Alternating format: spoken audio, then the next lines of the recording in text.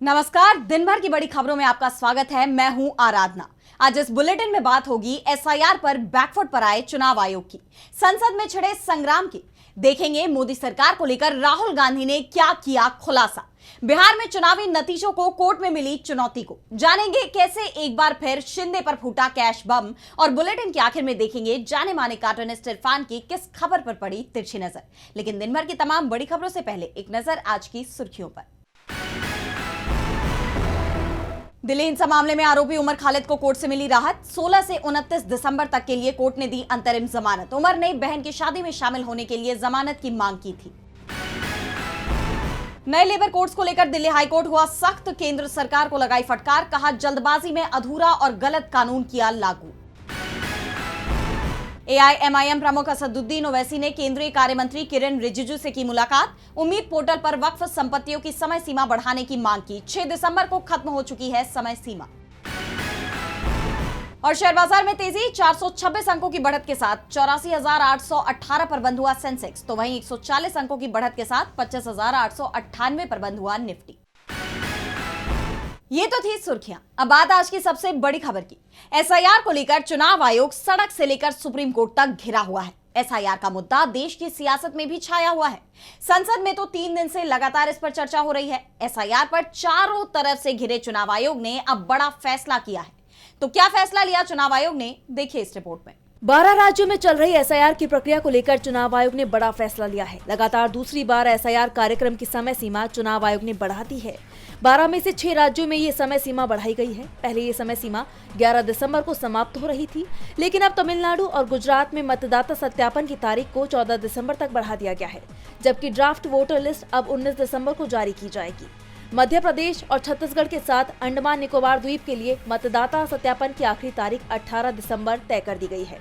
Voter list का draft role अब 23 दिसंबर को जारी किया जाएगा। उत्तर प्रदेश में मतदाता सत्यापन का काम 26 दिसंबर तक चलेगा। यूपी की ड्राफ्ट वोटर लिस्ट 31 दिसंबर को जारी की जाएगी। गोवा, पुदुचेरी, लक्षद्वीप, राजस्थान और पश्चिम बंगाल के लिए मतदाता सत्यापन का काम 11 दिसंबर को ही समाप्त हो गया है। इन राज्यों में 16 दिसंबर को ड्राफ्ट वोटर लिस्ट जारी की जाएगी। यूपी में समय सीमा सबसे ज्यादा बढ़ाई गई है और इसका कारण यहाँ काम का सबसे धीमा होना माना गया है।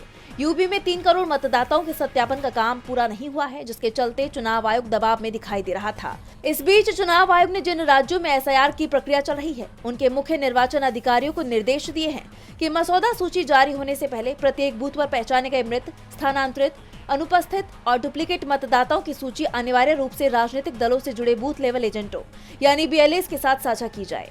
आयोग ने बिहार का उदाहरण देते हुए ये भी कहा है कि सभी राज्य ऐसे मतदाताओं की सूची मुख्य निर्वाचन अधिकारी और जिला निर्वाचन अधिकारी की वेबसाइट पर अपलोड करें। साफ है, चुनाव आयोग अब विपक्ष के दबाव में दिखाई दे रहा है। एसआईआर का मुद्दा गरमाया हुआ है तो चर्चा अमित शाह के बयान की भी हो रही है। संसद का माहौल काफी गहमा गहमी भरा रहा। नेता विपक्ष राहुल गांधी ने एक बार फिर गृह मंत्री अमित शाह पर निशाना साधा, तो वहीं राज्यसभा में जेपी नड्डा ने विपक्ष को घेरने की कोशिश की। इस दौरान सदन के परिसर में भी केंद्र और विपक्ष के बीच एक अनोखी तस्वीर देखने को मिली।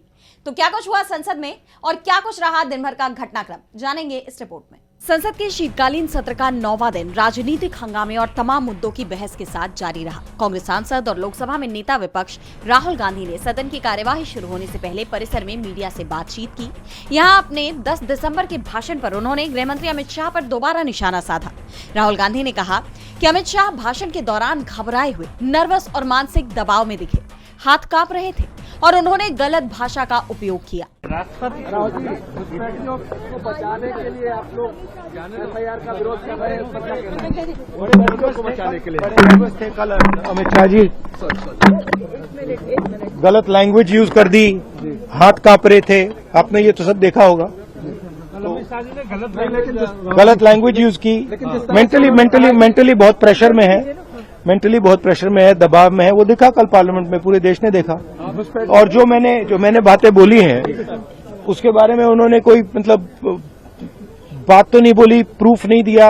हमने पब्लिकली प्रेस कॉन्फ्रेंसेस में कहा है, मैंने डायरेक्टली चैलेंज किया उनको कि आ जाइए, मैदान में आ जाइए, पार्लियामेंट में डिस्कस करते हैं, मेरे प्रेस कॉन्फ्रेंसेस को डिस्कस करते हैं। कोई जवाब नहीं मिला। तो रियलिटी तो आप जानते हो। वहीं दूसरी तरफ रक्षा मंत्री राजनाथ सिंह लोकसभा पहुंचे, जहां कांग्रेस सांसद जयराम रमेश ने उन्हें सरदार पटेल की इनसाइड स्टोरी मणिबेन पटेल की डायरी नामक गुजराती किताब भेंट की। राजनाथ सिंह ने मुस्कुराते हुए कहा कि अंग्रेजी में दीजिए, मैं गुजराती नहीं जानता। इसके बावजूद उन्होंने किताब स्वीकार की। इस दौरान कांग्रेस सांसद कार्ति चिदम्बरम ने तमिलनाडु की सामाजिक सांस्कृतिक पहचान और बीजेपी के सहयोगी संगठनों द्वारा उत्पन्न विवादों पर कड़ी आलोचना की। उन्होंने कहा कि तमिलनाडु के लोग धार्मिक और सांप्रदायिक सद्भाव बनाए रखते हुए बीजेपी की राजनीति को खारिज करेंगे। वहीं केंद्रीय मंत्री जेपी नड्डा ने बमुश्किल विवाद पैदा करते हुए कहा कि वंदे मातरम को वो सम्मान नहीं मिला जो मिलना चाहिए था और इसके लिए तत्कालीन सरकारें जिम्मेदार है। वहीं जेएमएम सांसद महुआ माझी ने विपक्ष की मांगों का समर्थन करते हुए कहा कि गुजरे हुए या 2 बार दर्ज नामों को हटाने की प्रक्रिया में सुधार जरूरी है। संसद में अलग अलग राजनीतिक दलों के बीच तीखी बहस और आरोप प्रत्यारोप से शीतकालीन सत्र का माहौल गर्मा गया है और अब संसद की कार्यवाही के 10वें दिन क्या होता है, ये देखना होगा। संसद में मोदी सरकार घिरती दिखाई दी। राहुल गांधी ने भी मोदी सरकार पर बड़ा आरोप लगाया। उनका आरोप है कि मोदी सरकार आम जनता के लिए नहीं बल्कि अपने पूंजीपति मित्रों के लिए काम करती है। और अब जो खुलासा हुआ है उसके बाद विपक्ष के ये आरोप और पुख्ता होते दिखाई दे रहे हैं। कांग्रेस सांसद ने एक सरकारी कंपनी के वेतनहीन कर्मचारियों की समस्याओं को उठाते हुए देश में बढ़ रहे प्राइवेटाइजेशन पर मोदी सरकार को घेरा है। तो क्या कुछ कहा नेता विपक्ष ने, जानने के लिए देखिए ये रिपोर्ट। लोकसभा में नेता विपक्ष राहुल गांधी ने एक बार फिर मोदी सरकार की नीतियों पर सवाल उठाए हैं, लेकिन इस बार उन्होंने सबूतों के साथ सरकार को घेरा है। राहुल ने BIBCOL कंपनी के कर्मचारियों की दुर्दशा को सबके सामने लाते हुए एक बार फिर मोदी सरकार पर केवल अपने अरबपति मित्रों को फायदा पहुंचाने के आरोप लगाए हैं। अपने व्हाट्सएप चैनल पर राहुल ने एक बयान साझा किया है जिसमें उन्होंने कहा कि सरकारी संस्थाओं का दमन और उनका निजीकरण आज एनडीए सरकार की सबसे बड़ी दुर्नीति और भारत के लिए एक बहुत बड़ा अभिशाप बन गया है। दरअसल नेता विपक्ष ने कुछ दिनों पहले जनसंसद में Bharat Immunologicals and biologicals corporation limited यानी BIBCOL के कर्मचारियों के प्रतिनिधिमंडल से मुलाकात की थी, जिसका वीडियो उन्होंने इस चैनल पर शेयर किया है। इस दौरान कर्मचारियों ने राहुल को बताया कि हम सालों से वेतनहीन हैं, अपने घर का खर्च चलाने के लिए कर्ज उधार और मजबूरी पर हमारा जीवन टिका हुआ है। ये वही BIBCOL है, भारत में वैक्सीन बनाने वाली एकमात्र सरकारी कंपनी जिसने पोलियो जैसी भयंकर बीमारी के उन्मूलन में ऐतिहासिक योगदान दिया। अब कांग्रेस सांसद का आरोप है कि 2017 तक मुनाफे में चल रही इस कंपनी को जानबूझकर योजनाबद्ध तरीके से घाटे में बदल दिया गया। राहुल ने कहा कि कारण साफ है, ताकि सरकारी कॉन्ट्रैक्ट निजी कंपनियों को सौंपे जा सके। निजी कंपनियां महंगे दाम पर वैक्सीन बेचकर भारी मुनाफा कमाएं और उसकी कीमत आपकी जेब से निकाली जाए और एक दिन BIBCOL को नुकसान के नाम पर बंद कर इसकी संपत्ति मुफ्त या सस्ते दामों में पूंजीपति मित्रों में बांट दी जाए। राहुल ने कहा कि सरकारी संस्थानों को धीरे धीरे खत्म करने की ये साजिश बहुत गहरी है और भारत के भविष्य के लिए बेहद नुकसानदेह भी है। ये संस्थान जनता के हित के लिए बनाए गए थे, युवाओं को रोजगार देने और आपको सस्ती भरोसेमंद सेवाएं उपलब्ध कराने के लिए। आज इन्हें ही बीमार बनाकर निजी हाथों में सौंपा जा रहा है। ये सिर्फ निजीकरण नहीं है, ये जनता की जेब पर हमला है और भारत की आत्मा पर आघात। कांग्रेस सांसद ने बताया कि उन्होंने कर्मचारियों की आर्थिक पीड़ा सरकार से साझा की है। उन्होंने कर्मचारियों के लंबित वेतन और बकाया जल्द देने का भरोसा दिया है, लेकिन इस पूरे मामले ने मोदी सरकार की नीतियों और उनकी मंशा पर गंभीर सवाल खड़े कर दिए हैं। वहीं कर्मचारियों की इस मुलाकात को राहुल गांधी पर लोगों के बढ़ते भरोसे का प्रतीक भी माना जा रहा है, जो सरकार की चिंता बढ़ा रहा है। राहुल गांधी ने मोदी सरकार की बड़ी साजिश का पर्दाफाश कर दिया है, तो बिहार विधानसभा चुनाव के नतीजों ने भी सबको चौंका दिया। एनडीए की जीत पर किसी को भरोसा नहीं हो रहा। विपक्ष का आरोप है कि वोटों में धांधली हुई है और अब पटना हाईकोर्ट भी एक्शन में दिखाई दे रहा है। कुछ सीटों से नवनिर्वाचित विधायकों के खिलाफ दाखिल याचिका पर कोर्ट ने उन्हें नोटिस भेज दिया है, जिसके बाद बिहार की सियासत में उफान आ गया है। तो क्या है ये पूरा मामला, जानने के लिए देखिए ये रिपोर्ट। बिहार विधानसभा चुनाव के नतीजों पर बहस अभी खत्म भी नहीं हुई थी। विपक्ष एनडीए पर वोट चोरी के आरोप लगा रहा है। इन सब के बीच अब कुछ नवनिर्वाचित विधायकों की विधानसभा सदस्यता पर कोर्ट की तलवार लटक गई है। पटना हाईकोर्ट की तरफ से उन विधायकों को नोटिस जारी किया गया है, जिसके बाद उनकी सदस्यता पर खतरे के बादल मंडराने लगे हैं। राज्य के कुल 243 विधायकों में से जिन विधायकों की चुनावी जीत को पटना हाईकोर्ट में चुनौती दी गई है, उसमें मोहिद्दी नगर से बीजेपी विधायक राजेश कुमार, नरपतगंज से बीजेपी विधायक देवती यादव, मधुबनी से आरएलएम के विधायक माधव आनंद का नाम शामिल है। इसके अलावा टेकारी से आरजेडी विधायक अजय कुमार की जीत को भी चुनौती दी गई है और अब कोर्ट ने इनसे जवाब मांग लिया है। बताया जा रहा है कि इन सीटों पर हारने वाले प्रत्याशियों ने विधायकों की जीत को गलत बताते हुए कोर्ट में याचिका लगाई है। 3 सीटों पर चुनौती देने वाले आरजेडी के प्रत्याशी हैं, जिसके बाद चर्चा ये भी शुरू हो गई है कि क्या 1 महीने के अंदर ही जीत का जश्न फीका पड़ने लगा है। कहा तो ये भी जा रहा है कि इन सीटों पर कोर्ट का फैसला बिहार चुनाव के नतीजों पर उठते सवालों की दिशा तय करेगा। अगर कोर्ट ने इन विधायकों की जीत को निरस्त कर दिया तो विपक्ष के आरोपों को और बल मिल जाएगा कि राज्य में बीजेपी और चुनाव आयोग की मिलीभगत से नतीजों में खेल हुआ है, यानी एनडीए की जीत पर सवाल गहराते जा रहे हैं। एक तरफ बिहार में एनडीए विधायकों की जीत पर सवाल उठ रहे हैं तो दूसरी तरफ महाराष्ट्र में भी एनडीए संकट में नजर आ रहा है। शिंदे गुट की मुश्किलें बढ़ती दिखाई दे रही हैं। शिंदे गुट पर लगातार दूसरा कैश बम गिरा है। एक और विधायक का नोटों की गड्डियों वाला वीडियो सामने आया है, जिससे पूरा एनडीए घिर गया है। सरकार पर सवाल खड़े हो रहे हैं। तो क्या है ये पूरा मामला, जानेंगे इस रिपोर्ट में। महाराष्ट्र की राजनीति में बवाल मचा हुआ है। शिंदे गुट की मुश्किलें कम होने का नाम ही नहीं ले रही। शिंदे गुट के एक विधायक का भी हाल ही में नोटों की गड्डियों के साथ एक वीडियो सामने आया था, जिसके बाद विवाद खड़ा हो गया और ये विवाद अभी थमा भी नहीं था कि अब एक और विधायक ने शिंदे की परेशानी बढ़ा दी है। शिंदे गुट पर लगातार दूसरा कैश बम गिरा है। विधायक महेंद्र दलवी के बाद अब मंत्री भरत गोगावले का नोटों की गड्डियों वाला कथित वीडियो सामने आया, जिसके बाद से राज्य का सियासी पारा चढ़ा हुआ है। बता दें कि ये वीडियो शेतकरी कामगार पार्टी यानी शेकपा नेता चित्रलेखा पाटिल ने शेयर किया है। बता दें कि बीते दिन ही शिवसेना नेता अंबादास दानवे ने विधायक महेंद्र दलवी का नोटों की गड्डियों के साथ एक वीडियो शेयर किया था। इस मुद्दे को लेकर विवाद थमा भी नहीं था और अब चित्रलेखा पाटिल ने मंत्री भरत गोगावले का वीडियो सामने रखा है। दावा किया गया है कि इस वीडियो में गोगावले नोटों की गड्डियों के साथ दिखाई दे रहे हैं। वीडियो सामने आने के बाद से ही विपक्ष कई सवाल खड़े कर रहा है, साथ ही जांच की मांग भी की जा रही है। विपक्ष ने गोगावले और दलवी दोनों की जांच की मांग उठाते हुए भ्रष्टाचार के आरोप लगाए हैं। शिंदे के नेताओं के एक के बाद एक लगातार 2 वीडियो सामने आने से शिंदे गुट घिर गया है। साथ ही विपक्ष ने भी इस मुद्दे को लपकते हुए सरकार को घेरने की तैयारी कर ली है।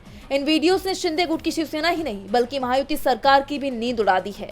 अब इस मामले से महायुति कैसे निपटती है, इस पर नजरें बनी हुई हैं। शिंदे ही नहीं बल्कि पूरी महायुति सरकार पर सवाल उठ रहे हैं। तो देश की सबसे बड़ी एयरलाइन कंपनी इंडिगो भी सवालों के घेरे में है।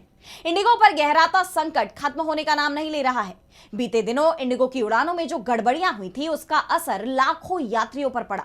लोगों को कई परेशानियों का सामना करना पड़ा। ऐसे में इंडिगो ने यात्रियों को अब राहत दी है और बड़ा ऐलान किया है। तो क्या ऐलान किया इंडिगो ने, जानेंगे इस रिपोर्ट में। एयरलाइन कंपनी इंडिगो ने यात्रियों को राहत देते हुए बड़ा ऐलान किया है। कंपनी ने बुरी तरह से प्रभावित रहे यात्रियों को 10,000 का ट्रैवल वाउचर देने का ऐलान किया है। हालांकि अभी कंपनी ने ये नहीं बताया कि बुरी तरह से प्रभावित यात्रियों में कौन से यात्री शामिल होंगे। कंपनी ने कहा कि इंडिगो दुख के साथ ये मानती है कि 3, 4, 5 दिसंबर को यात्रा करने वाले हमारे कुछ कस्टमर्स कई घंटों तक कुछ एयरपोर्ट्स पर फंसे रहे और भीड़भाड़ के कारण उनमें से कई बुरी तरह प्रभावित हुए। हम ऐसे बुरी तरह प्रभावित कस्टमर्स को 10,000 के ट्रैवल वाउचर देंगे। इंडिगो ने अपने बयान में आगे कहा कि इन ट्रैवल वाउचर का इस्तेमाल अगले 12 महीनों में किसी भी भविष्य की इंडिगो यात्रा के लिए किया जा सकता है, यानी कुल मिलाकर 15,000 से 20,000 रुपए तक का फायदा यात्री ले सकते हैं। ऐसे में अब सवाल ये उठ रहे हैं कि आखिर किन यात्रियों को 10,000 का वाउचर मिलेगा। तो इंडिगो के मुताबिक जो 8 घंटे या उससे ज्यादा समय तक एयरपोर्ट पर फंसे रहे, उड़ान कैंसिल होने के बाद 24 घंटे से ज्यादा देर में दूसरी फ्लाइट मिली, रात भर एयरपोर्ट पर बिना होटल के गुजारनी पड़ी, उनको ये वाउचर दिया जाएगा। वो अपना PNR नंबर शेयर करने पर वाउचर पा सकते हैं। इंडिगो के मुताबिक सभी कैंसिल हुई उड़ानों के रिफंड प्रोसेस शुरू हो चुके हैं। ज्यादातर यात्रियों के खाते में पैसे जा चुके हैं और बाकी जल्दी ही क्रेडिट हो जाएंगे। बता दें कि हाल ही में इंडिगो की कई फ्लाइट्स कैंसिल हुई थी, जिसकी वजह से यात्रियों को कई परेशानियों का सामना करना पड़ा और साथ ही उन लोगों का आर्थिक तौर पर भी भारी नुकसान हुआ, जिसके बाद इंडिगो ने ये फैसला लिया है। इंडिगो ने यात्रियों को राहत दे दी है, जबकि गोवा क्लब के मालिकों की मुश्किलें बढ़ती दिखाई दे रही हैं। फरार मालिकों को थाईलैंड में दबोच लिया गया, जिसके बाद दोनों को 24 घंटे के अंदर कभी भी भारत ले आया जाएगा। इस मामले में दोनों भाइयों के खिलाफ ब्लू कॉर्नर नोटिस जारी हुआ था। दोनों भाई क्लब में आग लगने के बाद इंडिगो की फ्लाइट से थाईलैंड फरार हो गए थे और अब इस गिरफ्तारी के बाद आगे क्या कुछ होना है और क्या है ये पूरा मामला, जानेंगे इस रिपोर्ट में। गोवा नाइट क्लब में आग लगने के मामले के आरोपी लूथरा ब्रदर्स यानी सौरभ और गौरव लूथरा को थाईलैंड से गिरफ्तार कर लिया गया है। थाई पुलिस ने इसकी जानकारी भारतीय एजेंसियों को दे दी है, जिसके बाद लूथरा भाइयों को भारत लाने की प्रक्रिया शुरू कर दी गई है। दरअसल गोवा में 6 दिसंबर को लूथरा भाइयों के नाइट क्लब में आग लग गई थी, जिसमें 25 लोगों की जान चली गई। जैसे ही इस घटना की जानकारी सौरभ और गौरव लूथरा को हुई, वो 5 घंटे बाद ही इंडिगो की फ्लाइट पकड़ थाईलैंड के फुकेट भाग गए। इसे लेकर बीजेपी सरकार पर विपक्ष ने तीखे हमले किए। दबाव में आई सरकार ने दोनों भाइयों के पासपोर्ट्स सस्पेंड कर दिए और इंटरपोल ने ब्लू कॉर्नर नोटिस जारी किया। ऐसा इसलिए किया गया जिससे दोनों आरोपी फुकेट से कहीं और न भाग सकें, इसलिए वो थाईलैंड में ही फंस गए। इस बीच दोनों भाइयों की तरफ से दिल्ली की रोहिणी कोर्ट में अग्रिम जमानत की याचिका दायर की गई, जिस पर लूथरा भाइयों की तरफ से दलील दी गई कि उन्हें 2-4 दिनों के लिए अंतरिम राहत दी जाए। वो भारत लौटकर जांच का सामना करने के लिए तैयार हैं, लेकिन कोर्ट का फैसला आने से पहले ही दोनों भाइयों की गिरफ्तारी की खबर सामने आ गई। इस बीच विपक्ष अब भी गोवा सरकार के इस्तीफे की मांग पर अड़ा हुआ है। वहीं सवाल उठ रहे हैं कि देश में इंडिगो क्राइसिस के बीच आखिरकार दोनों भाई किसकी मदद से देश छोड़कर भागने में सफल हो पाए। अब इस मामले में आगे क्या होता है, ये तो देखना होगा। और बुलेटिन के आखिर में देखेंगे जाने माने कार्टूनिस्ट इरफान की किस खबर पर पड़ी तिरछी नजर।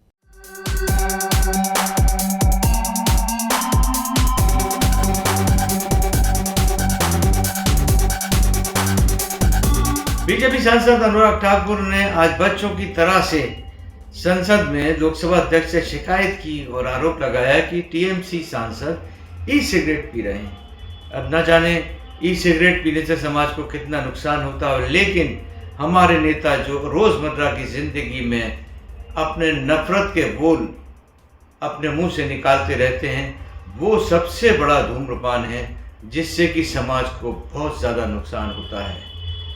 काश वो बजाय इसके ये मांग करते कि इस तरह के बोल जो कि हमारे नेता लोग वहाँ से देश में भेजा करते हैं नफरत के बोल बोल के, उनको रोका जाए। उस धूम्रपान के ऊपर निषेध होना ज़रूरी है।